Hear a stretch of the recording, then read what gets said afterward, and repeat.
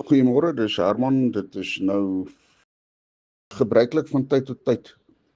Bring ek hulde aan ons gemeenskap en mense wat uitstaande is in ons gemeenskap wat 'n goeie verskil maak en wat onbaatsigtig instaan en opstaan in die gemeenskap oppas en vir die gemeenskap lief is en besorg is oor die gemeenskap. Hulle boesem net vertroue in by die gemeenskap. Ek sê altyd, daar's sulke helde op ons groep. En daar's baie helde.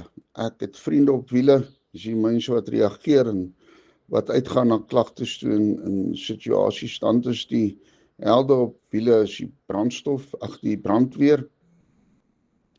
En dan is daar hierdie ander ouens wat onbaatsigtig, ten spyte van of hy sy kar stikkend is, ten spyte van of hy te voet loop, of ten spyte van of hy met 'n fiets ry, maak nie saak nie. Hy beteken iets vir die gemeenskap. Daar's baie sulke mense, maar daar's een mens wat ek wil uitlig. En sy naam is Ricardo van der Walt van Heidedal.